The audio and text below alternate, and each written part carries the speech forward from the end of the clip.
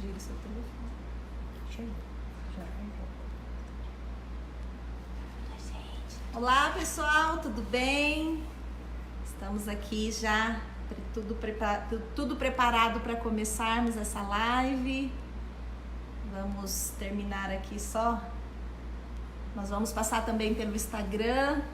Já vi que tem gente aí, né, que já entrou, que já está nos esperando. É uma alegria estar aqui novamente com vocês. E se vocês aí que já entraram quiserem compartilhar esse link também, vai compartilhando aí com o pessoal, porque hoje a gente vai falar de um tema muito bacana, que é sobre a escola do futuro. E um tema assim muito pertinente a nós professores, a esse tempo que nós estamos vivendo. Então esse momento aqui é de compartilhar conhecimento junto com a Rema, e serve assim para professores de educação infantil, ensino fundamental, enfim, né, educadores aí que amam a educação assim como eu e você, né? E eu quero agradecer você que já está aí, e dizer, né, tá no seu tempinho aí, gastando o seu tempinho, embora nós estamos em casa, e eu estou aqui na empresa hoje, mas a gente sabe que é um tempo valioso, né, e que a gente tem que aproveitar. E eu fico muito feliz mesmo. Deixa eu ver quem é que tá aí. Michele, a Mi aqui da Rema. Oi, Mi, tudo bem? Que legal. Tem gente no Instagram também que tá entrando.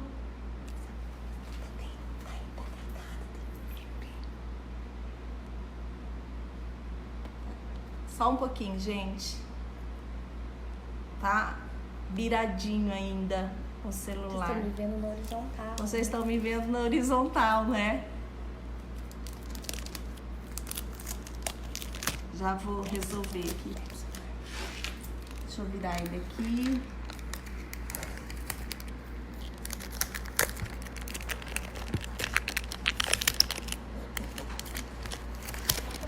Isso, pronto.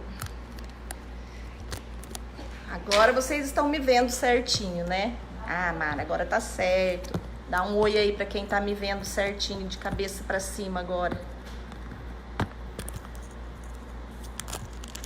Aqui na empresa a gente improvisa algumas coisas, né? Mas, pessoal, vamos lá dar início a essa live. O pessoal de Paranacite tá entrando, ajudantas, Karina, professora Sinara, Carolina, nossa coordenadora. Legal. Vamos iniciar então a nossa live. Por que eu decidi estar compartilhando com vocês sobre esse tema, né? A escola do futuro. Que escola é essa? Que professor é esse? Eu tenho visto e tenho caminhado por muitos cursos, tenho feito muitos cursos em São Paulo sobre esse assunto, dialogado com muitos educadores sobre esse tema, compartilhado com alguns professores, e eu acredito que é necessário nesse momento a gente repensar um pouco a função da escola, né? Nós educadores que estamos aí de frente, envolvidos com a educação, repensarmos nesse momento a educação que nós estamos tendo com a educação que nós vamos ter daqui a um tempo. E isso é muito pertinente porque vai haver uma mudança em toda a metodologia, em toda a didática, em toda a forma de trabalho do professor, e o professor precisa estar conectado, sabendo daquilo que virá na área de educação. Então, como a gente aqui no Grupo Rema, quem está entrando aí que não me conhece, eu sou a Mara Duarte, sou diretora do Grupo Rema, sou a pedagoga aqui da empresa, e a gente sempre está um passo à frente, acompanhando as novidades, acompanhando aquilo que tem de novo, para sempre oferecer para os nossos alunos algo de melhor e algo de bom nessa área. Então, falar sobre escola do futuro, que professor é esse, que escola é essa, é estar um passo à frente da educação. Quando a gente fala sobre escola do futuro, a gente vê uma nova escola. Então, nós estamos vivendo aí num momento de globalização, no momento que tudo está conectado, tudo é em rede, e isso tudo traz para dentro da educação algumas mudanças bem significativas nesse contexto. E hoje a gente vive essa realidade de um conflito de gerações dentro dessa escola. Então eu posso dizer que existiu uma geração que a gente chamou de geração X, que foi ali dos anos 60 a 70, depois veio uma outra geração que foi a geração Y, né, que pegou aí mais ou menos os anos 70, 90, e agora nós chamamos de geração Z a partir aí de 1990. Então, quando a gente estuda um pouquinho sobre essas gerações, a gente vê que em cada momento da história, houve uma cultura diferente, houve uma sociedade diferente, houveram valores diferentes, e houve também uma escola diferente que ensinavam coisas pertinentes a essa geração. Eu sou aí mais da geração mais passadinha, né? Não sou tão novinha assim, de idade, mas eu percebo que nós estamos num momento de mudança de gerações, e isso não é só dentro da escola, eu percebo que isso é dentro da empresa, isso é dentro de um contexto de uma igreja. Então todos os contextos estão sofrendo uma modificação aí por causa da globalização e dessa questão da entrada também de mídias, de tecnologia, de inteligência artificial. Então esse momento ele é propício para discutir essa realidade dessa nova escola, dessa nova pedagogia para essa nova geração de alunos. Então hoje o professor ele começa a ser questionado como a única fonte de informação. Porque antigamente, né, nós professores éramos a única fonte de informação que o aluno tinha, e para isso o aluno precisava ir para uma escola para aprender tudo aquilo que ele precisava para a sua vida adulta, para a sua carreira, para o mercado de trabalho. Mas hoje, com a entrada da questão virtual, os conteúdos, tudo que a gente tem visto aí em relação à internet, esse papel do professor começa a ser questionado, e esse professor ele não é mais a fonte pura de informação. Hoje em dia nós temos que tomar muito cuidado. Por exemplo, os nossos alunos de pós-graduação, eles são alunos extremamente críticos. E eu sempre tenho trabalhado aqui com os professores do grupo que eles precisam estar muito preparados para aquilo que eles estão levando para a sala de aula, porque com tanta informação que nós temos hoje, muitas vezes os alunos têm ido para a sala de aula com muito mais conhecimento do que o professor. E quando a gente olha para as crianças, não é muito diferente. Lógico que elas não têm o conhecimento que o professor tem, mas elas estão indo para a sala de aula com muito mais conhecimento do que na minha geração. Então o papel dessa criança muda, o papel dessa escola muda, o papel desse professor muda diante de toda essa evolução. Então você, né, eu, professores, nós não somos mais a única fonte de informação. E nós precisamos entender isso, porque isso faz toda a diferença na nossa didática, na nossa metodologia e até na questão da nossa formação.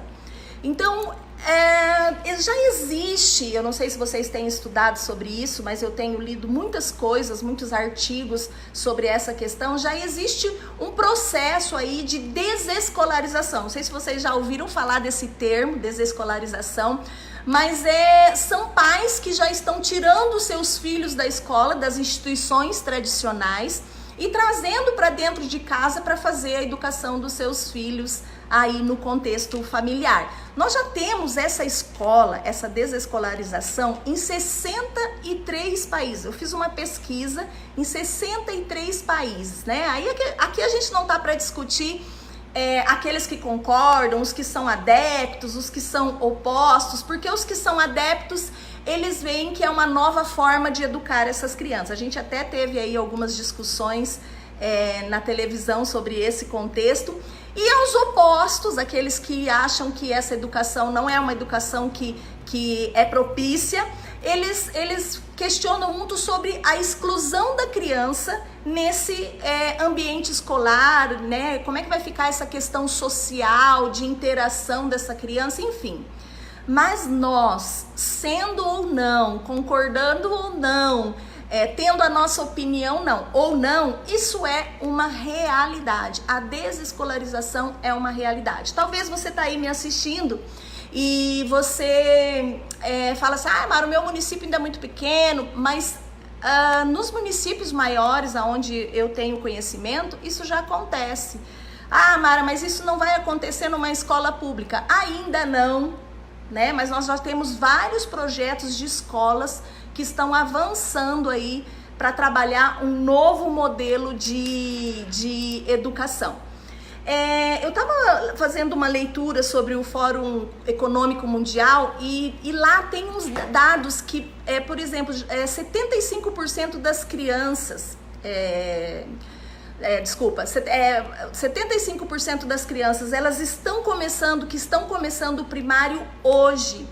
Elas estão estudando para empregos, né, que passa pelo ensino fundamental, ensino médio, graduação, elas estão estudando, mas no futuro as profissões que elas estão estudando nem vão existir mais, ou elas estão estudando para profissões que ainda vão surgir. Então, quando a gente olha para essa escola, ou seja, quando eu falo escola, eu estou falando de faculdade, da graduação também, nós vemos aí um contexto de uma escola que não forma mais para a realidade do contexto. É só nós pegarmos aí a questão da Microsoft, da Facebook, Apple, Spotify, as grandes empresas que têm surgido no mercado, aí no Vale do Silício, foram desenvolvidas por jovens que largaram as faculdades, os seus cursos de graduação e foram empreender. Porque aquilo que era apresentado dentro da escola não vinha de acordo com aquilo que eles queriam se desenvolver e empreender no futuro. Então, por exemplo, a gente vê uma educação, aluno sendo formado para profissões que nem vão existir mais.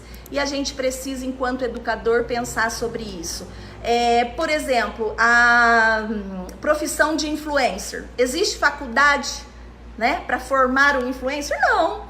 Existe faculdade para formar um youtuber? Não. Existe faculdade para formar, que nem o empresário da Spotify fez uma faculdade para isso? Não. São empreendedores que foram desenvolvendo competências e habilidades fora da escola e estão realizando aí uma grande mudança no nosso contexto, na nossa realidade. A gente vê Uber também, né? Essas empresas de impressoras já digitalizadas. Então, se você quiser saber um pouquinho mais sobre esse assunto, desse avanço da tecnologia, você pode acessar alguns vídeos no YouTube que fala do Vale do Silício.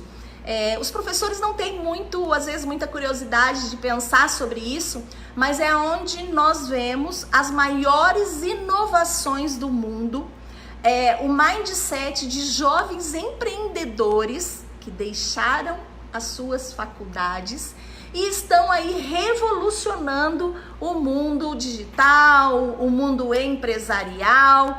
E aí quando a gente olha para essa escola e olha para essa realidade que está acontecendo hoje, ficam alguns questionamentos para mim. E esse espaço, eu acho muito bacana nós abrirmos esse espaço para falar sobre isso, porque são espaços que a gente já vai pensando, são espaços de discussão que já vão sendo promovidos para a gente pensar sobre isso. Eu vejo assim, quando a inclusão foi colocada para dentro das escolas regulares, quando se começou a falar sobre inclusão, nós não tivemos muito tempo para debater sobre esse assunto. E quando a gente viu, a inclusão estava dentro da escola e nós, professores, né, não tínhamos não tínhamos o entendimento ainda de como seria, de que forma deveríamos ensinar essas crianças, como seriam as adaptações curriculares, a avaliação dessas crianças no contexto do ensino regular. E aí o que aconteceu quando a inclusão veio? Nós tivemos que sair correndo, nós enquanto professores, com essas crianças dentro das nossas salas de aula, para poder aprender. E eu acho que para essa escola do futuro que está chegando, eu acho que não precisa ser assim. Eu acho que nós, enquanto professores, educadores, podemos já nos preparar, podemos já nos adiantar para não sermos pegos de surpresa, pessoal. Porque eu falo assim, se antes a gente achava que as coisas estavam corridas, estavam evoluindo com muita pressa, hoje muito mais. Vocês estão percebendo aí o dia a dia de vocês. Hoje, por exemplo, dentro da empresa, antes a gente fazia um planejamento estratégico para 2 anos. De um tempo para cá, nós começamos a fazer planejamentos estratégicos dentro da empresa, olha só, para 1 ano. Hoje nós conversamos sobre fazer planejamento estratégico a cada 6 meses. Por quê? Porque há uma evolução e há um tempo muito acelerado nos dias de hoje. Então, nós não precisamos esperar tudo isso chegar dentro da escola para conversarmos sobre isso. Então, essas revoluções tecnológicas, alguns professores me perguntam, Mara, será que irão tornar o trabalho do professor obsoleto? Será que o professor vai ser substituído pela tecnologia? Será que os professores vão perder emprego nessa escola do futuro? Eu digo que não. A figura do professor, ela vai ser extremamente essencial nesse processo. Só que ela vai ser reinventada. Ela vai ter uma outra função. Os professores vão precisar lidar com outras estratégias para poder fazer aí a educação de uma forma que o aluno aprenda e o professor também evolua, né? Então, eu vejo assim que a educação à distância, ela vem para auxiliar como uma ferramenta na educação presencial. E a gente não pode colocar tudo na educação à distância, tudo nas metodologias ativas, tudo nos ambientes de aprendizagem virtual, mas a gente tem que trazer isso para dentro do nosso contexto, para essa nova escola do futuro e entender que isso vão ser auxiliares nesse processo.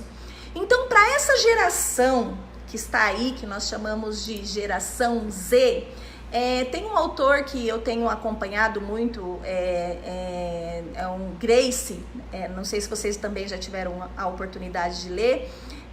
Ela diz assim que para esse novo professor, né, precisa-se de um novo professor para uma nova geração e para uma nova escola. E aí a autora, ela coloca bastante sobre as características da geração Z. Por que é importante nós conhecermos as características dessa geração? Porque são essas crianças, esses jovens que estarão sentadinhos ali nas nossas salas de aula. Então veja bem, nós fomos formados por uma educação tradicional, copista, baseada muitas vezes em reprodução de conteúdo para aprender e passar no vestibular, para aprender e reproduzir numa prova. E aí estamos diante de uma nova geração que tem um novo mindset de aprendizagem. Então nós precisamos entender primeiramente quem é esse aluno que está aí na minha frente. Às vezes nós trabalhamos sobre dificuldades de aprendizagem, processo de inclusão, mas nós precisamos entender de pessoas, entender de mindset, entender de neurociência, entender também de comportamento. Hoje em dia não basta somente o professor entender conceitos da matemática, da língua portuguesa, do inglês, da história, da geografia, não. Isso são coisas técnicas. Professor vai ter que conhecer, vai ter que saber sobre pessoas, sobre comportamento humano e sobre cérebro. Por isso que aqui no Grupo Rema Educação a gente tem vários cursos de pós-graduação que focam nesse assunto da neuropedagogia, da neurociência, porque nós entendemos que se o professor não compreender esse cérebro que está à frente dele, vai ser muito difícil dele fazer essa relação. Então, voltando aqui para falar desse autor, ele coloca algumas características dessa nova geração, e por isso também que às vezes os professores estão tendo algumas dificuldades já dentro de sala de aula, dizendo que os alunos não aprendem, dizendo que os alunos muitas vezes estão desestimulados, que os alunos estão pedindo aqui para eu repetir, Grace, Grace, 2016. Então eles dizem que essa geração é uma geração desestimulada, que é uma geração que às vezes jovens que só ficam no celular. Então assim, algumas demandas que os professores vêm trazendo é porque muitas vezes a gente não está sabendo aproveitar isso dentro de sala de aula. Por exemplo, nas nossas faculdades, na graduação, nós já trabalhamos com as metodologias ativas em sala de aula, onde o celular faz parte do processo de aprendizado dos nossos alunos. Não tem mais como desconectar essa realidade virtual. Então, muitas vezes, nós de uma geração passada, como nós temos um mindset, né, formado numa outra geração, e muitas vezes temos dificuldade com a tecnologia, a gente às vezes acaba encontrando esses desafios na sala de aula e às vezes os professores ficam muito frustrados. Por quê? Porque às vezes eles se culpam, né, de não conseguir um resultado, de não conseguir ensinar essa criança. Mas eu acredito que nessa transição de geração, eu acredito que achar culpados não resolve. Eu sou sempre daquela que procura estratégias, tá? Então eu vejo assim, é só acompanhar um pouco mais em nível de conhecimento, em nível de formação e estudar um pouco mais sobre essa geração. Então essa autora, ela fala que essa geração tem várias características, principalmente é uma geração muito leal aos amigos. E vocês vão ver que isso vai fazer muito sentido quando a gente falar de estratégias para sala de aula, tá? É uma geração que tem muita compaixão, eles se comovem pelas questões sociais, mas também é uma geração com um senso crítico reflexivo muito grande e aguçado. Por quê? Porque eles têm acesso a muito conhecimento, e quanto mais conhecimento você tem, mais crítico você é com aquilo que você está recebendo. Eu sempre falo que quem não tem conhecimento se alimenta do conhecimento do outro. Então é uma geração muito crítica, mas também, como é uma geração que tem muita compaixão, também é uma geração muito generosa, essa característica. E a gente precisa usar isso a favor da aprendizagem dos nossos alunos. Tem uma mente muito aberta, a gente diz que tem um mindset muito flexível, e eu quero dar uma dica, eu não trouxe aqui o livro para vocês, mas eu posso apresentar numa próxima live. Leiam sobre mindset. O que é mindset? São modelos mentais. No mindset a gente fala que existe o modelo rígido e existe o modelo flexível.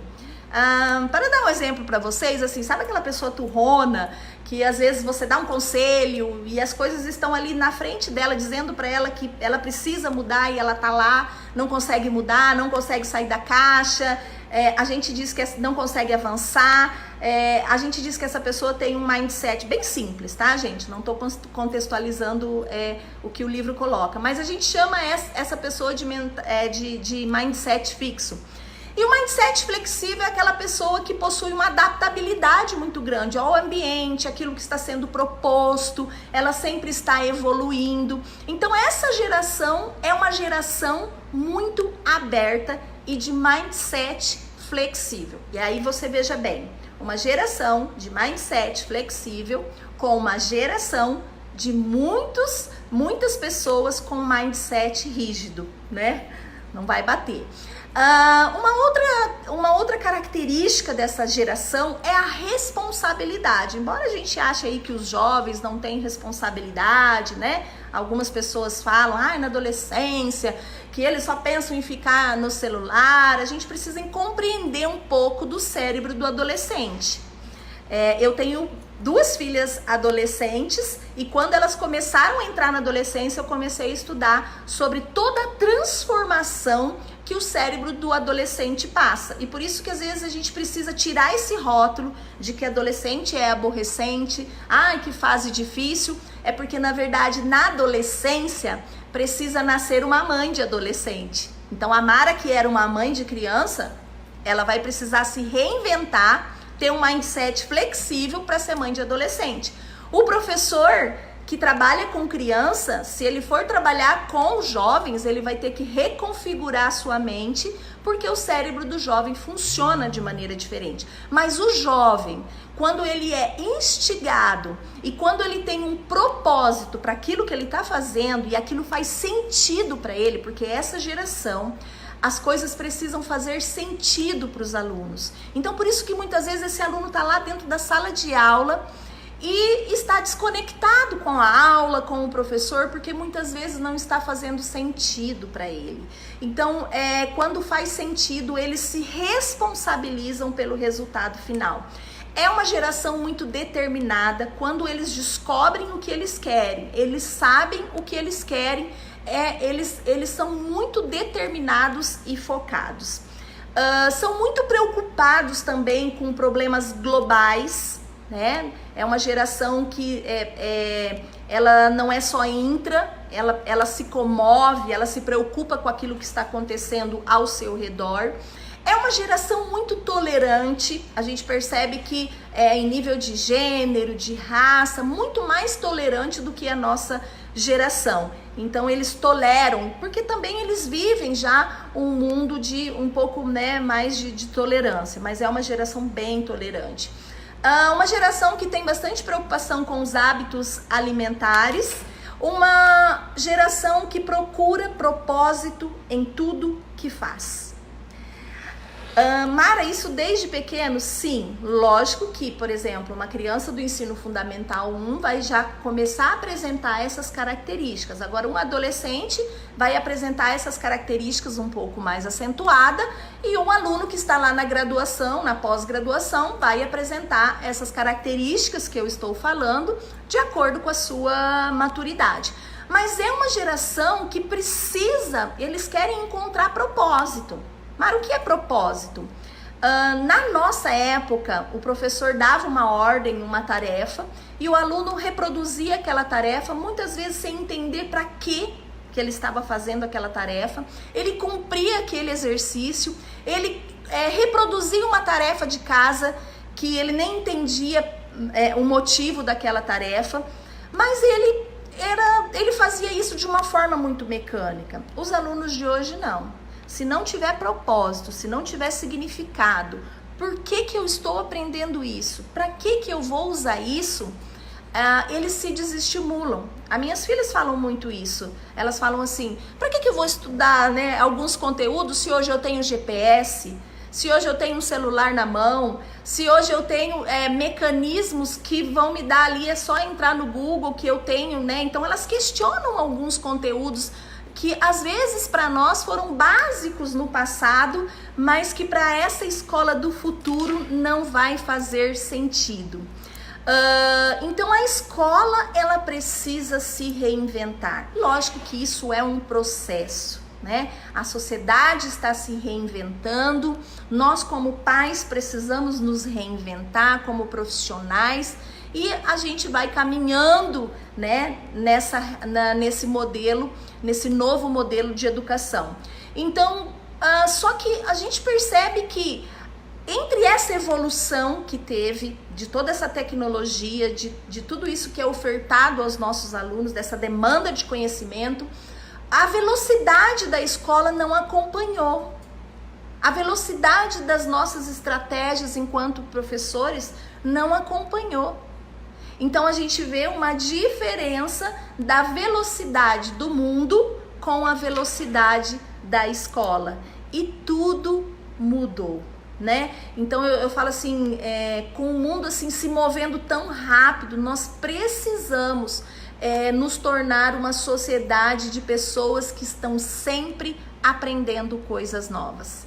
Nós precisamos mudar a forma como nós estamos aprendendo e também ensinando.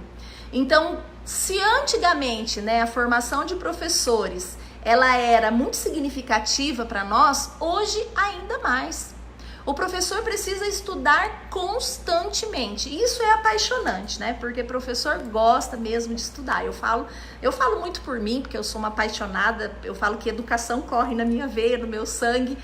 Desde criança eu sempre quis ser professora, esse sempre foi o meu sonho.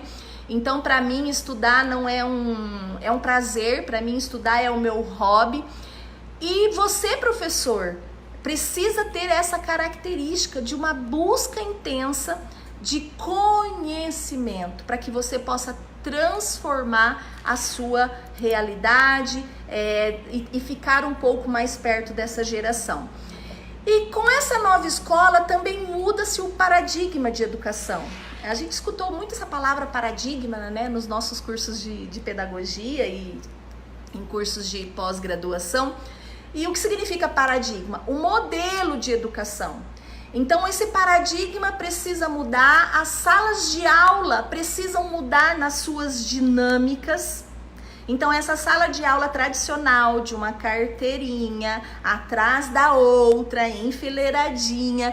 Eu gerenciei aqui no meu município, em Arapongas, a rede municipal de ensino, né? Através da Secretaria Municipal de Educação. Então, eu cuidava das escolas municipais. Então, eu fazia muitas visitas dentro das escolas e sempre via o cotidiano dessas escolas. E já via que nessa época, muitas escolas já estavam se reinventando nesse novo modelo, nesse novo perfil de sala de aula. Porque essa sala de aula, com o aluninho enfileiradinho, bonitinho, tudo organizadinho, da nossa época, não rola mais, porque a dinâmica mudou. As relações vão ter que mudar desse professor com essa criança. O papel desse professor vai ser outro. A tecnologia o professor vai ter que aprender. Alguns professores dizem assim para mim: ai, Mara, eu não gosto. Ai, Mara, eu tenho dificuldade. Eu confesso, eu não sou, quem me conhece, quem tá me assistindo aí, e eu sempre peço aqui para Ju Gasparino me ajudar, porque eu não sou uma expert, mas eu me viro, né, com aquilo que eu tenho. Estou fazendo agora um curso sobre Facebook, sobre lives, sobre Instagram, porque esse ano eu decidi estudar muito sobre marketing digital, porque é uma fragilidade que eu tenho e eu preciso me desenvolver nessa área. Então, por quê? Porque a tecnologia tá aí. E ela veio para ficar. Então, quando o professor diz assim: ai, Mara, eu tenho dificuldade, ok, mas faça dessa tua dificuldade, professor, um patamar para você se desenvolver, né? Não tenha como não fique com essa dificuldade com a tecnologia para ser um limitador no teu trabalho pedagógico. Porque esse aluno tecnológico tá aí. A gente vê as crianças nascendo, quem aí tem bebê que tá me ouvindo, né? Quem tem bebê aí, na verdade, eles já nascem assim, parece que o dedinho já nasceu retinho assim para mudança de tela. Porque esse novo paradigma dessa nova educação, dessa nova escola, da escola do futuro, uma escola totalmente tecnológica. Ah, Mara, mas aqui no meu município a gente não tem nem computador. Calma, mas ainda vai chegar. Né? Nos grandes centros, como eu disse para vocês, eu vou bastante para São Paulo fazer curso. Eu vejo alguns projetos maravilhosos que ainda não chegaram aqui no nosso interior, mas vão chegar, isso vai acontecer. Esse novo paradigma de educação vai precisar promover assim, um engajamento coletivo. Então, essa escola, essa sala de aula vai precisar manter esses alunos engajados de uma forma diferente, tanto por espaços físicos como espaços virtuais. Então, não vai ser mais o conteúdo pelo conteúdo. Precisa reinventar esse paradigma. Gente, e assim, é fácil, Mara? Não, mas é possível, né? É fácil um professor, por exemplo, eu tenho 25 anos de formação no magistério, faz 25 anos, né, atuei com educação infantil, ensino fundamental, passei pela educação especial, pela graduação, pela pós-graduação, trabalhei um tempo numa escola especial. Então, assim, eu vejo que nós precisamos compreender de todo esse processo para poder hoje entender que a Mara de antigamente, ela pode sim evoluir. Então, é um desafio? Mas o que você vai fazer, professor? Você vai pegar a sua experiência que você tem hoje e você vai adequar a essa nova formatação de escola. Porque eu sempre digo, tem uma frase, quando eu fiz uma pós-graduação, que o professor usou assim: joga-se a água da banheira, mas não joga a criança, né? Então a gente não pode dizer que na educação tradicional tem coisas que nós vamos deixar tudo para trás e ser somente essa nova escola. Não. Tem coisas que ainda funcionam, tem coisas que ainda valem a pena continuar, porque o ser humano é o mesmo, ele só evoluiu. Então a gente precisa também, como professores, evoluir, mas o ser humano, ele permanece o mesmo, com as mesmas necessidades. Então, assim, para você que tem muito receio e diz assim, meu Deus, eu não estou acompanhando, é só começar a estudar um pouquinho mais sobre isso, ficar aí atento às nossas lives, aos conteúdos que nós estamos compartilhando nos nossos no nosso blog, no nosso Facebook, no nosso site. Lá a gente está sempre compartilhando conhecimentos como esse. E para essa nova escola, para a escola do futuro, algumas competências, porque não vai ser mais focado em conteúdo. Essa escola vai ser focada em competências e habilidades. Nós vemos aí a BNCC chegando, né? Alguns professores dizem assim, mas eu não sei se veio para ficar, mas né, ainda tá muito assim com a BNCC. Mas a BNCC é necessário também que você, professor que está aí, se você não estudou sobre isso, estuda sobre isso para você ter uma noção do que são essas competências e essas habilidades, porque na nossa educação tradicional nós não vimos essas questões, mas essas competências estão lá. Então, nesse novo paradigma, vai exigir novas competências. Quais são essas novas competências? Quais são essas novas competências que esses alunos novos da Escola do Futuro vão precisar para se desenvolver depois no mercado de trabalho, para ser grandes empreendedores? Primeiro, resolução de problemas. Essa é uma habilidade essencial, mas não é aquele problema da matemática, né, que nós trabalhávamos. Maria foi na feira, comprou 20 limão mais 10 bananas. Não é essa a resolução de problema. Para vocês terem uma noção do que é a resolução de problemas, nós fizemos uma atividade dentro da nossa faculdade em que nós pegamos uma empresa, detectamos a dificuldade que a empresa tinha dentro da cidade e nós trouxemos o problema para dentro de uma das nossas salas de aula da graduação e ali os alunos estudaram sobre aquele problema, promoveram estratégias para solucionar aquele problema e depois apresentaram isso para a própria empresa. E foi muito legal porque o engajamento dos alunos, sabendo que a resposta às estratégias que eles estavam montando, elaborando, ia mudar uma realidade, tinha um propósito, tinha um significado, isso fez toda a diferença para eles. E com a criança, Mara, como é que a gente trabalha sobre isso? Com a criança é a mesma coisa. Nós vamos levar cases para a sala de aula, nós vamos levar problemáticas para a sala de aula. Olha, estamos aí, né, em tempo, vamos colocar assim, em tempo de eleição. Se você fosse o presidente da República, quais mudanças você faria no contexto aí da sociedade? O que você mudaria? Olha, no nosso município, nós estamos tendo um alto índice de crianças, de jovens aí, com o trabalho, trabalhando fora de idade. O que você faria se você fosse o prefeito? São atividades simples, mas que faz o aluno pensar e a resposta não vem do professor. Então, a resolução de problemas. Pensamento crítico, né? É uma das habilidades. Então, você, professor, eu, professora Mara, se eu tenho dificuldade com crítica, com alunos questionadores, eu quero dizer que a partir de hoje, a partir de um tempo já, isso vai ser muito crescente. Conforme essa geração vai crescendo, eles serão muito mais críticos e eles não aceitarão qualquer coisa dentro da sala de aula. Então, porque eles, como eu falei, pela gama de informações, eles se tornarão mais críticos.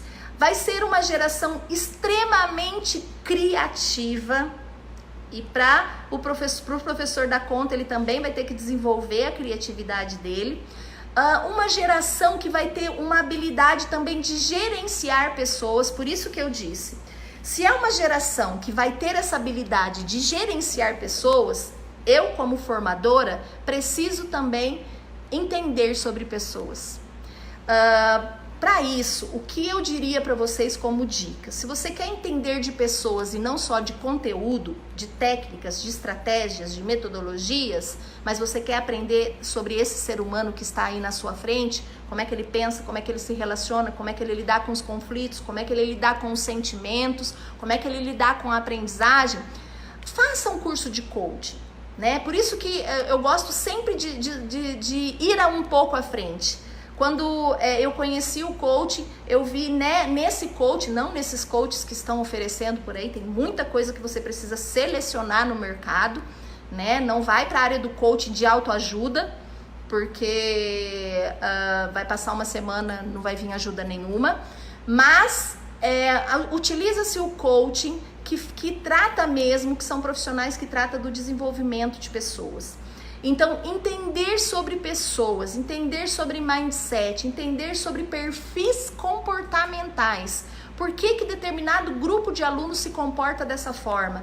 Qual é o temperamento desse grupo? Por exemplo, nós estamos fazendo agora, que isso vocês podem também fazer, tanto na educação infantil, no ensino fundamental, no ensino médio, nós elaboramos um teste com os nossos alunos para detectar em sala de aula qual é o canal de comunicação de aprendizagem que eles têm. Porque nós temos aqui cursos de pedagogia, enfermagem, psicologia, gestão de recursos humanos, RH, nós temos vários cursos. Só que cada turma, por exemplo, vou pegar a pedagogia. O primeiro ano, eu tenho ali 30 alunos, esses alunos, eles aprendem de uma forma diferente do que o segundo ano de pedagogia. Talvez eles sejam mais visuais, talvez eles sejam mais sinestésicos, você já deve ter estudado sobre isso.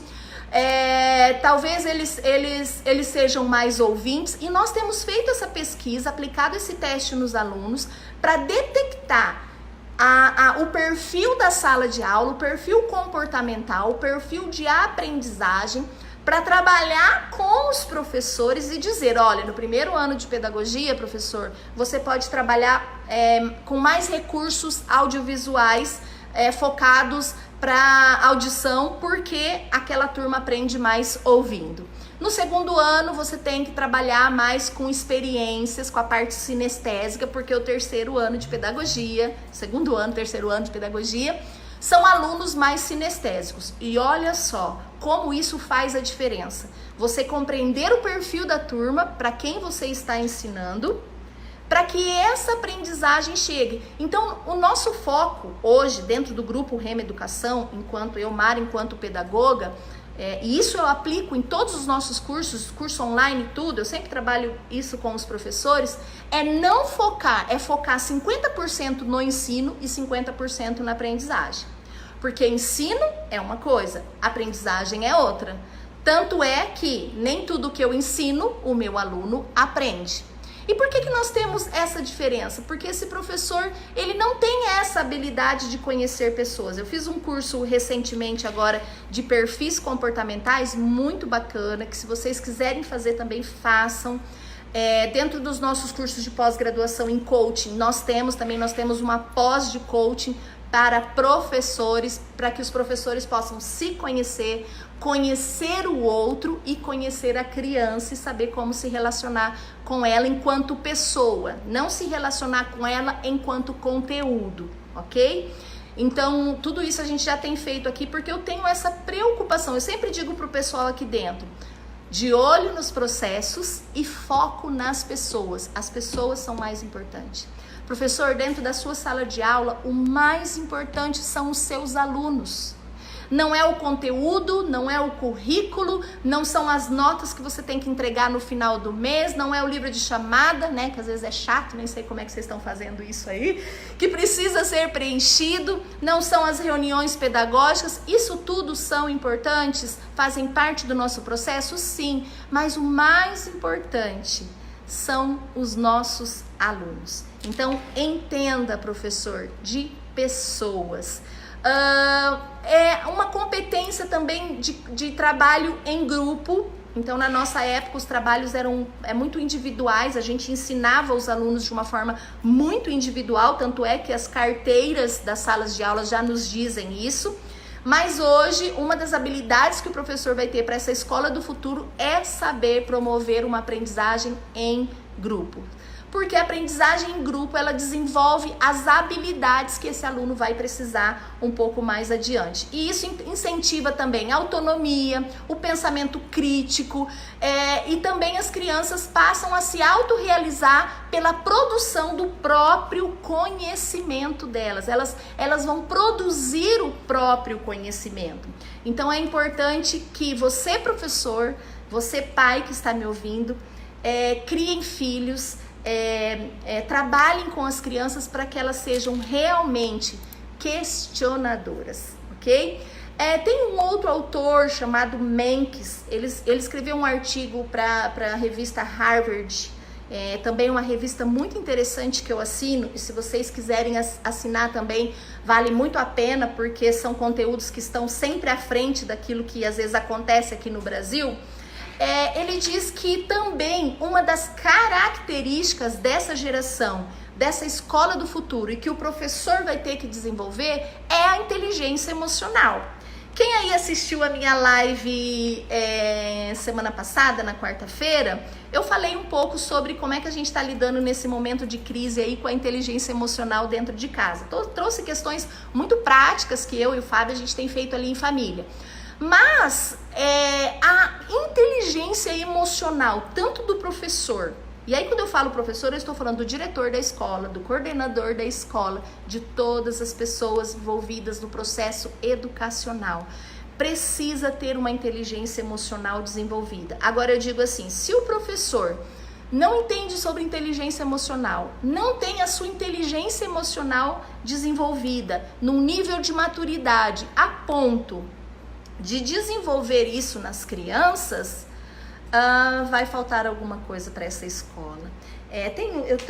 Eu não trouxe, mas uma obra que vocês precisam ler também, que fez muito sentido para mim, foi Inteligência Emocional de Daniel Goleman, né? Se vocês quiserem anotar aí esse livro, eu ia trazer, acabei esquecendo.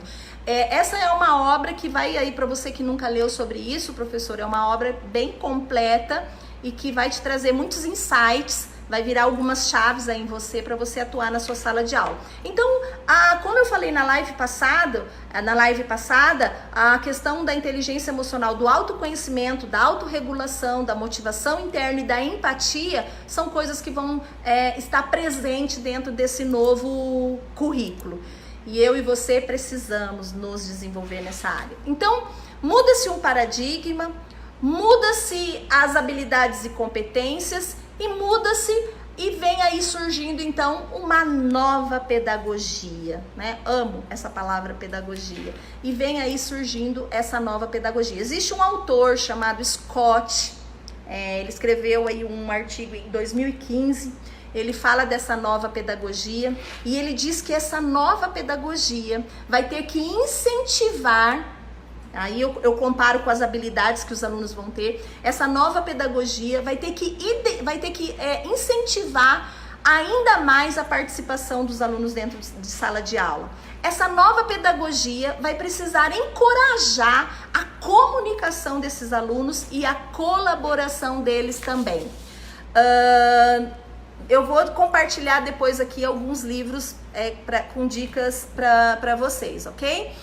Então, essa nova pedagogia, ela vai trazer também essas metodologias baseadas em problema, para engajar esses alunos, para que esses alunos possam se desenvolver em qualquer lugar e em qualquer tempo. Uma pedagogia que vai desenvolver a criatividade e a inovação.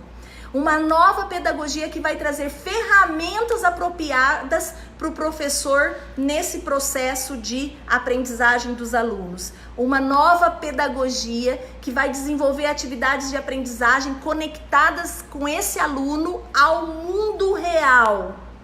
Às vezes as minhas alunas, quando eu trabalhava com educação de jovens e adultos também, eles diziam assim para mim: Mara, por que eu tenho que aprender sobre esse assunto? Eu quero aprender como é que eu faço para colocar o piso lá na minha casa, quantos metros de piso, e eu estou estudando isso na matemática e não faz sentido para mim.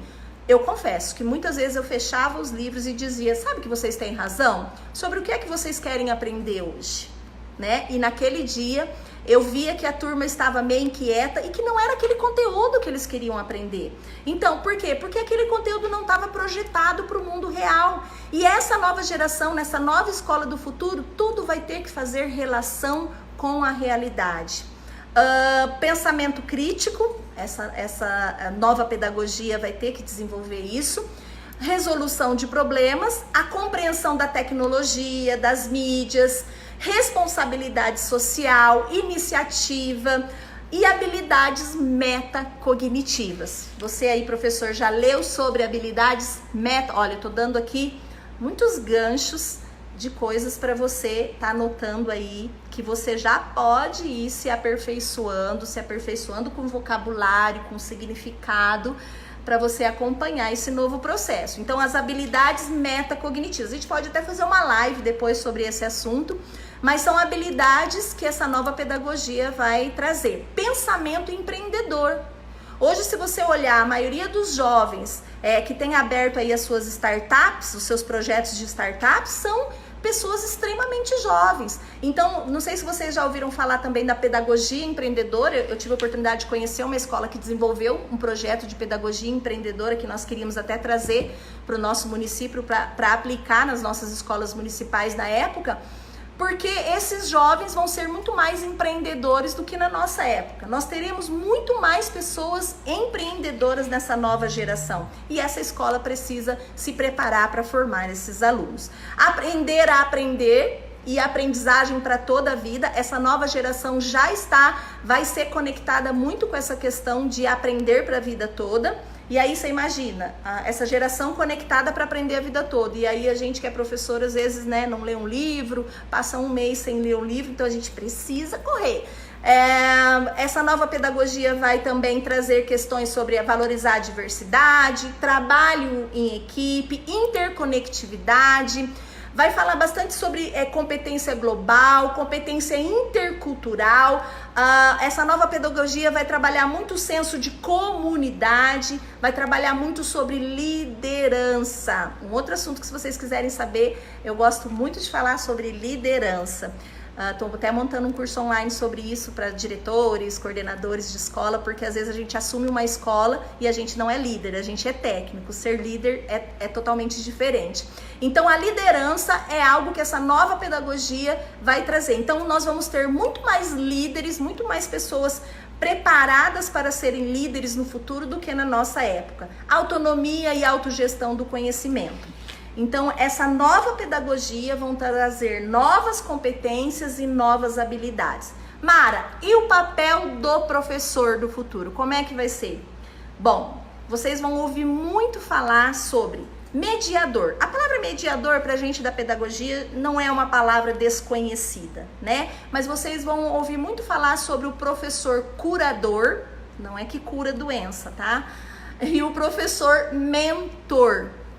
Essas palavras vão estar, mediador, curador e mentor, vão estar relacionadas com esse professor do futuro. O mediador é aquele que vai mediar a aprendizagem entre aquilo que o aluno sabe e aquilo que o aluno precisa aprender. O curador, que vão ser algumas características que o professor vai ter, que é sobre fazer a curadoria dos conteúdos que ele vai apresentar para ver se vai estar conectado com a realidade do aluno. E a mentoria, o professor como um mentor, aonde ele vai compartilhar experiências. Então, veja bem, por exemplo, numa sala de aula invertida, que faz parte já das metodologias ativas, inclusive se vocês não leram ainda sobre metodologias ativas na aprendizagem, corre ler também. Porque dentro das metodologias ativas, tem uma metodologia ativa muito bacana que chama sala de aula invertida, que já é utilizada em escolas de educação infantil, ensino fundamental, ensino médio, até graduação. Na nossa faculdade a gente usa essa metodologia ativa, em que o aluno, por exemplo, vou dar um exemplo, como que eu posso falar? Um exemplo simples, né? O aluno está lá estudando sobre tipos sanguíneos. Eu não sei como é que faz isso, porque eu não sou da área da enfermagem. Karina tá aí, deve saber mais que eu. Então o aluno ele estuda sobre os tipos sanguíneos em casa, a parte teórica, e quando ele vai para a sala de aula, o professor, como um mentor, vai distribuir cases, né? Vai distribuir lá o case da Mara, o case da Maria, o case da Roberta. E aí esses alunos vão descobrir, através daquilo que eles já estudaram, de um pré-conhecimento teórico que eles já procuraram em casa, eles vão conseguir diagnosticar se é sangue A, se é sangue B, se é sangue C, se é sangue D, se é sangue... Entendem isso? Gente, é um exemplo bem, né? Mas nesse momento, qual vai ser o papel do professor? Ele não vai estar lá na frente falando o conteúdo, não, ele vai estar passando pelos grupos, mediando o conhecimento daquilo que os alunos fizeram em casa com a solução dos problemas e das cases que os alunos farão dentro de sala de aula. Isso é um modelo básico de sala de aula invertida, mas se a gente quiser se aprofundar, a gente pode fazer isso num outro momento. Então, curador, mediador e mentor. Mari, como é que os professores podem fazer isso na prática? Eu queria dicas práticas. Por exemplo, você tem laboratórios na sua escola? Brinquedoteca, laboratório de informática, salas virtuais, né, para as escolas que têm um recurso maior aí, sala de empreendedorismo. Quais são os espaços físicos que você tem dentro da tua escola que você pode transformar num laboratório? Pode ser uma praça, pode ser a cantina. Entende que laboratório vai mudar? Porque hoje a gente tem, na nossa época, a gente tinha uma visão de laboratório, aquele lá que tinha uma bancada cheia de coisas em cima. Mas não, laboratório é lugar de experiência. Vamos pensar numa experiência na nossa época? O professor nos levava para o laboratório, tava lá sobre fazer aquela experiência da vela, né? Acho que vocês tiveram, né? Acho que na nossa época todo mundo fez aquela que acende a velinha lá e coloca o copo para ver a questão do oxigênio dentro do copo. O que o professor fazia? Nos levava para esse laboratório, pegava todos os materiais no armário, ele fazia a experiência e ele dizia o porquê que aquilo acontecia. Na escola do futuro, e eu já sei que já tem professores aí que já trabalham isso de forma diferente, mas tem professores que ainda fazem isso, é o aluno que vai promover tudo isso. O professor só vai mediar, é o aluno que vai descobrir por que aquela vela vai se apagar. É o aluno que vai fazer o conceito. Os conceitos prontos vão parar de existir. Lembra quando a gente dava uma aula e dizia assim, ó, sinônimo, ia lá pro quadro. Sinônimo são as palavras que obtêm o mesmo significado? Hoje não, hoje é o aluno que constrói o conceito de sinônimo.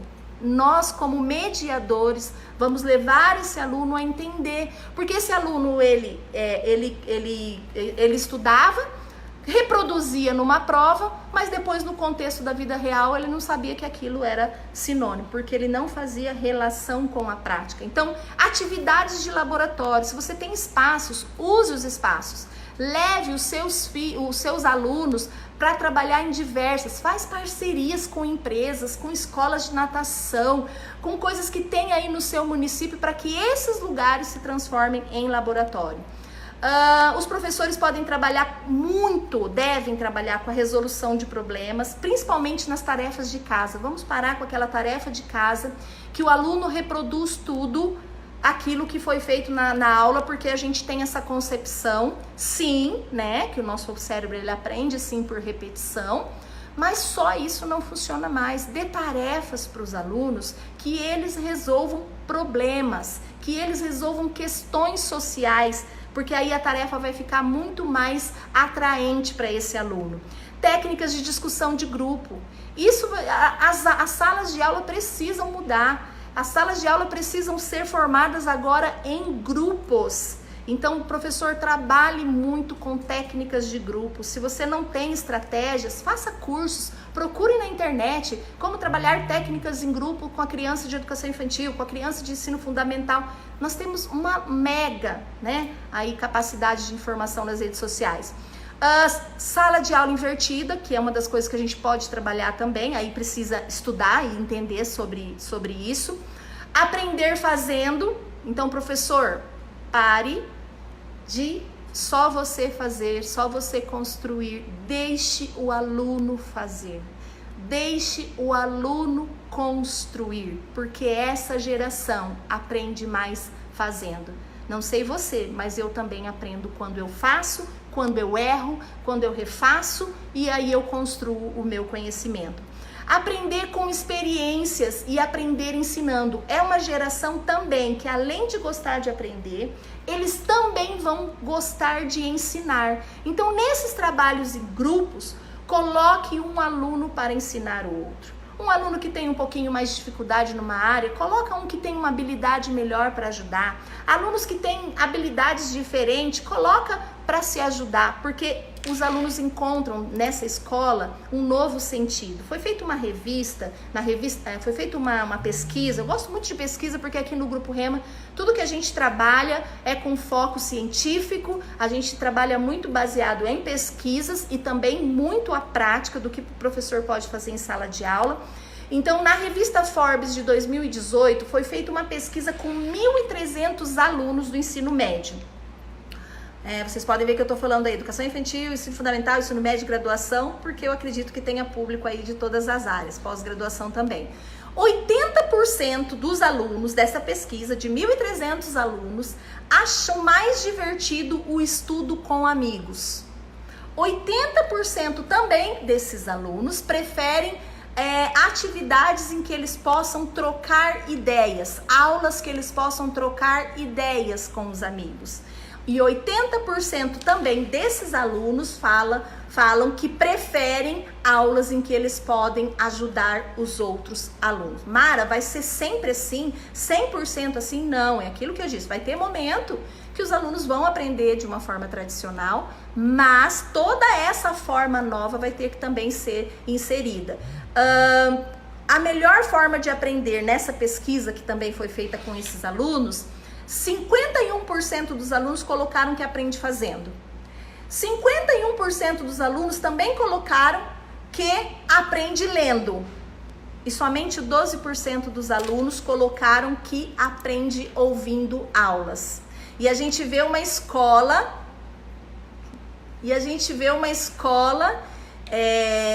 então totalmente moderna, com uma nova aprendizagem. Inclusive, tem uma escola em São Paulo, ela chama Lumiar, e é até uma escola que aceita visitas, tá?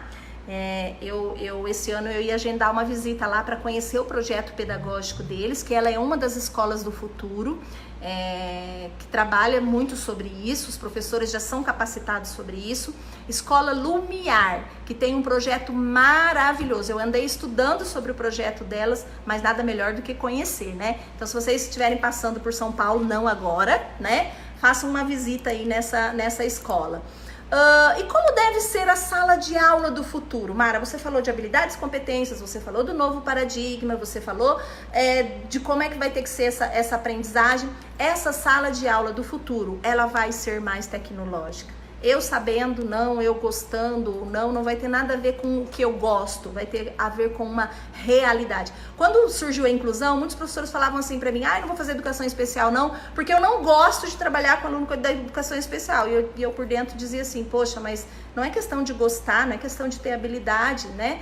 E se a gente for ver, todos nós somos especiais, todos nós temos habilidades, algumas habilidades mais, algumas habilidades menos. Então, lidar com essas demandas é uma demanda natural, como vai ser uma demanda natural você estar dentro de uma sala de aula tecnológica. Visitas culturais, esses alunos gostam muito de fazer esse tipo de atividade. Então, professor, explore o seu município, explore o que você tem ao teu redor, faça visitas, projetos além de disciplina, trabalhar com a pedagogia de projetos. Se vocês não conhecem esse trabalho com a pedagogia de projetos, também estudem sobre isso. Maravilhoso. Aqui no município, quando eu liderava, todas as escolas tinham o seu projeto específico, não daquilo que o professor achava que deveria, mas baseado em pesquisa e nas demandas da escola. Então, escola X tem um alto índice de problema na alfabetização, então vamos montar um projeto de alfabetização. Escola Y, os alunos têm mais dificuldade na matemática, então nós vamos montar um projeto focado na matemática, na realidade dos alunos. Nas nossas faculdades, nós trabalhamos muito com projetos integradores. Um dos projetos que nós temos, que eu sou apaixonada, é um projeto de mãezinhas que a gente tem lá. A gente traz as mãezinhas de risco, né, adolescentes grávidas, para dentro da faculdade. Pegamos o curso de psicologia e o curso de enfermagem. E ali, durante a gravidez dessa mãezinha, a gente ensina os primeiros cuidados, a gente trata da parte psicológica delas, a parte emocional, né, porque muitas sofreram abuso sexual, abandono, até essa mãezinha ganhar o seu filhinho. E quando ela ganha, a gente dá um kit ali de fralda, enfim, a gente faz todo um trabalho. Então esse é um dos projetos que os alunos amam participar, porque eles acompanham e eles veem que o trabalho deles faz diferença no contexto da sociedade. E aí a gente tem muitos outros trabalhos. E isso pode ser aplicado em qualquer nível, em qualquer série, tá? Projetos sociais, então eles vão gostar muito de se envolver com as causas sociais. Mão na massa, vamos usar essa palavra. Alunos, professor, deixa os seus alunos colocar mão na massa. Eles precisam fazer, né? Aprender nesses espaços variados. Paredes riscáveis, olha que bacana, né? Na nossa época, quando a gente era criança, quando riscava a parede, a mãe dava um castigo. As mães mais boazinhas botavam para sentar. As mais bravas faziam a gente lavar a parede, né? Não sei vocês, mas eu lavei bastante parede, porque eu amava rabiscar a parede. Mas nessa escola do futuro vão ter espaços de paredes riscáveis. Porque é ali que o aluno vai sentar, vai construir, um vai ensinar o outro como se ele fosse um mini professor. Eu participei de um congresso, de um curso agora de gestão de faculdades de ensino superior, e toda a sala de aula era uma sala de aula que promovia a criatividade e a inovação, e as paredes riscáveis, elas faziam parte desse ambiente. É muito legal. Cadeiras de rodinha, isso vai fazer parte, até as cadeiras vão mudar na escola do futuro. Por quê? Porque não vai ser mais a cadeira que vai ficar grudada no chão, naquele lugar, para ter mobilidade. Espaços inovadores. As escolas do futuro vão se parecer muito com espaços de shopping, vão ter puffs, vão ter salas, onde o aluno ele se encontre o mais próximo possível de uma realidade que ele gosta. Porque, não sei se vocês já leram, mas tem um autor, eu não me lembro agora, que ele compara a escola como uma cadeia, né? Com os alunos enfileirados atrás da grade. E essa escola, ela vem trazendo uma nova proposta. Por exemplo, lá na FATEC, na nossa faculdade, a gente, na sala dos professores, que a gente, lógico, né? A gente não vai derrubar a escola para construir uma outra. Mas, professor, diretor, se você está aí construindo, se a tua secretaria está aí reformando as escolas, dê essas ideias. Lá na sala de professores, nós colocamos puffs para os professores deitarem, nós colocamos videogame para os professores na hora do intervalo poder jogar, para que aquele ambiente da sala de professor vire um ambiente em que ele possa também se desconectar naqueles 15 minutos, né? Que não fique falando mal de aluno, que não fique falando mal de pai. Então, são ambientes que vão permitir a troca, a conexão das pessoas. Então, imagine o que pode ser feito por uma geração que tem acesso total à informação, que se preocupa com o próximo, que aceita a diferença, que aprende mais quando ajuda e que quer fazer e não receber pronto. Imagine essa geração. E se nós ignorarmos essas características, talvez por achar que não vai chegar na minha época, ou eu não gosto muito, vamos replicar modelos mecânicos que não funcionam mais. E o único resultado possível, se a gente não mudar, é nos tornarmos irrelevantes enquanto professores. Então, é uma questão de acompanhamento. Só para vocês terem noção, em 2000, existem muitas pesquisas, né? E eu vou lendo algumas coisas sobre isso. Eles falam que em 2045 nós seremos capazes, olha só isso, nós seremos capazes de plugar os nossos cérebros em máquinas inteligentes, multiplicando assim a nossa inteligência humana bilhões de vezes. 2045. Né? Tá próximo, eu já vou estar aposentada, né? Alguém pode estar pensando nisso, mas essa vai ser a realidade. E de que vai servir um prédio com sala de aula, com carteira enfileirada, com quadro negro daqui 3 décadas?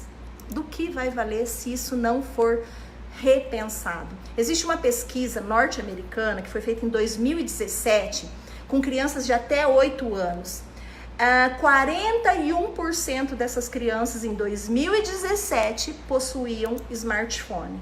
Depois eles fizeram essa outra pesquisa no ano de 2019 e de 47%, 95% dessas crianças já possuem um smartphone.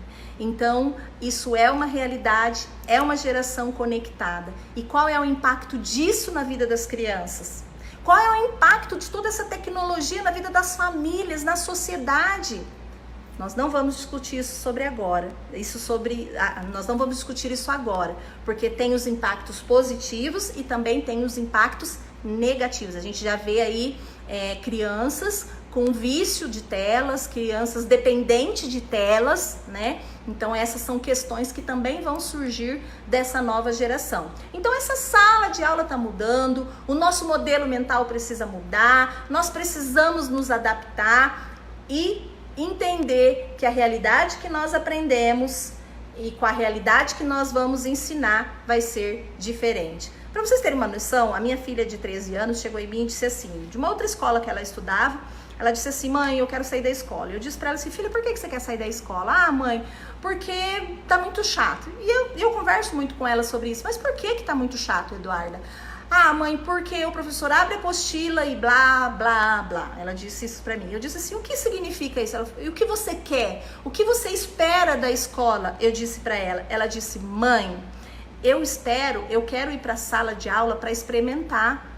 Eu quero ir pra sala de aula para criar. Eu quero aprender fora do contexto da sala de aula. Veja bem, tudo isso que eu estou trazendo cientificamente em pesquisas, a minha filha dentro de casa, de uma forma muito simples, disse isso para mim. E o que isso significa? Essa realidade, a realidade daquilo que ela queria, aí daquilo que estava sendo ofertado para ela, não batia, né? E aí eu disse para ela, então o que você quer? Qual seria a escola ideal para você? E ela foi colocando ali para mim, e foi uma conversa muito bacana. Então, a escola, na verdade, ela nunca estará pronta. Nós vamos sempre ter conflitos de geração, conflitos na mudança, entre aquilo que os pais querem, entre aquilo que os alunos precisam, entre aquilo que os professores acreditam. Isso sempre vai existir. Mas como também isso sempre vai existir, a escola do futuro, e quando eu digo futuro, gente, eu não estou dizendo só daqui 2045, eu estou dizendo o futuro é agora. Nós criamos o futuro agora. Essas realidades que eu estou passando para vocês já está acontecendo. São realidades dos grandes centros, né? E aí, terminando essa live, eu quero perguntar para você, professor, você está preparado para isso? Você que está começando aí, ou que tem 10 anos, né? Você que está para se aposentar aí, talvez você pode virar um mentor de professores, um formador de professores, e para isso você vai ter que acompanhar um professor de graduação, um professor de pós-graduação. Você está preparado para essa demanda da escola do futuro? Como estão as suas habilidades hoje? Se alguém pegasse a Mara hoje e colocasse ela dentro dessa escola do futuro, como é que estariam as habilidades da Mara? Como é que estão as suas habilidades hoje para esperar essa escola chegar? E quem é que vai construir essa escola? Nós. Nós é que vamos ajudar a construir essa escola. E eu quero terminar com uma frase dizendo assim, professores do futuro, para uma escola do futuro. Eu inverto. Uma escola do futuro precisa de professores. Eu digo que professores do futuro, porque eu já estou dizendo que nós vamos ser projetados para isso, né? Para uma escola do futuro. Ok? Então é isso que eu queria compartilhar com vocês. Tenho estudado bastante sobre isso, tem sido muito bacana. Dizer para vocês que toda quarta-feira agora nós vamos fazer live. E semana que vem vou trazer um assunto bem bacana aí sobre inteligência emocional, que já está dentro desse conteúdo, porque aí eu vou pegar esse conteúdo aqui e eu vou destrinchar. Então eu vou falar sobre metodologias ativas, sobre habilidades metacognitivas, habilidades e competências, inteligência emocional, porque não dá para trabalhar tudo hoje, tá bom? Então acompanhe aí as nossas lives no Facebook, no Instagram, compartilha, nos ajuda a compartilhar aí esse conhecimento, porque nós, Grupo Rema Educação, a nossa maior paixão é compartilhar conhecimento, né? O meu propósito de vida é formar professores. Eu sempre digo que eu quero ficar, quando eu ficar bem velhinha, eu quero olhar para trás e dizer assim, eu contribuí com a educação do meu país. Então, quando a gente compartilha aquilo que é bom, se vocês gostaram, lógico, você também está compartilhando conhecimento. E eu quero finalizar com 3 dicas de livro, tá? Esse livro aqui que fala sobre ensino híbrido, personalização e tecnologia na educação, tá? Quando a gente fala de escola do futuro, a gente está falando do ensino híbrido, que é a junção da escola presencial com a escola virtual. Como é que vai ser essa escola, tá? Existe uma outra leitura muito boa, que eu só indico aquilo que eu gosto. Educação, inovações e ressignificações. Grandes especialistas repensam o design da educação e propõe alternativas práticas e reflexivas para vencer esses desafios. Essa obra é muito boa também. E aí tenho essa outra obra aqui, que é Preparando os Professores para um Mundo em Transformação. Então são 3 obras, eu tenho bastante lá, mas eu falei, não vai dar tempo de mostrar para eles. Mas aí a cada live eu quero propor aqui sugestões de atividades, sugestões de livros, sugestões de filmes, né? Trazer as questões mais práticas para vocês também, tá? Então fico por aqui, quero agradecer a todos vocês que estiveram aí conosco, compartilhem esse conhecimento, não fiquem com isso só para vocês. Coloque aí o amigo que você gosta, e se você quiser utilizar essa live também na sua formação de professores, a hora que você voltar em julho aí, espero que vai ter formação de professores, use essa live. Eu aproveito quando tem lives bacanas para usar nos treinamentos. Pode usar essa live, pode compartilhar, pode fazer aquilo que você quiser, ok? Outra coisa, ia me esquecendo de falar, nós montamos uma pós-graduação chamada Escola do Futuro. E nessa pós-graduação eu vou trabalhar muitas ferramentas sobre essa escola do futuro, design thinking, ferramentas de metodologias ativas, ferramentas de salas de aula invertida. É um projeto novo, inovador do Grupo Rema Educação. E também estarei promovendo aí um curso online mais completo sobre a escola do futuro. Que professor é esse?